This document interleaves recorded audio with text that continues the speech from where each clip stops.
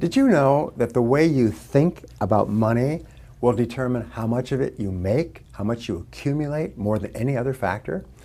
Your attitude toward money affects your ability to achieve financial freedom and become wealthy, and your attitude is under your control.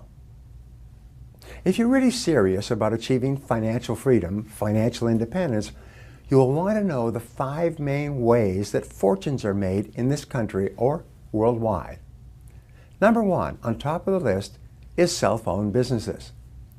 The primary road to wealth throughout history has been entrepreneurship of all kinds, including in real estate. 74% of self-made millionaires in America, not only in this generation, but in this century and the last century as well, come from self-owned businesses. Now, the great majority of wealthy people started businesses and built them from the ground up. In the 19th century, fortunes were made by people like Andrew Carnegie, Commodore Vanderbilt, J.P. Morgan, and others. In the 20th century, businesses and fortunes alike have been built by people like Bill Gates, Steve Case, Larry Ellison, Ross Perot, and Sam Walton. Each of these people started with nothing but turned into wealthy people by building their business from scratch.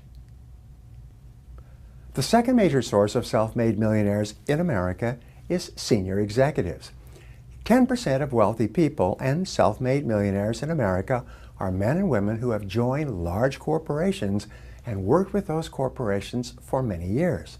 Sometimes they joined a small corporation that was just starting, like Steve Ballmer joining Microsoft, and worked at it for years until the company became a big success. Look at all the millionaires at Facebook, which just went public. These executives rose to positions of seniority. They were paid extremely well. They received stock options and profit sharing and bonuses.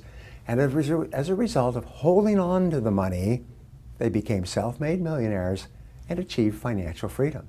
So sometimes you don't have to start your own business. You just have to go to work for a business that's just starting, but which has tremendous potential.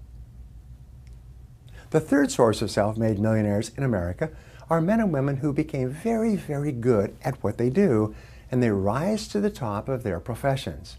The top 5% in every field, like doctors, lawyers, architects, engineers, earn 5 and 10 and 20 times as much as the average person in that field.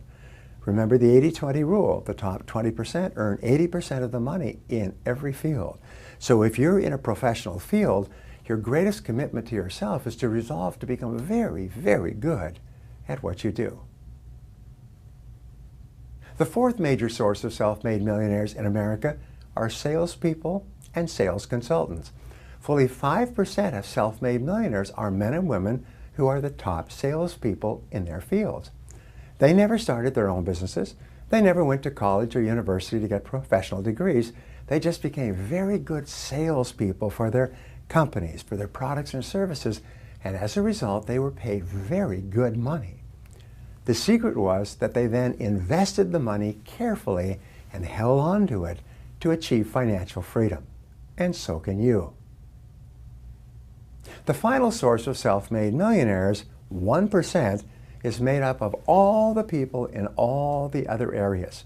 This 1% consists of people who have made their money by inventions, in show business, in sports, through authorship of books and songs, lottery winners, and inheritances.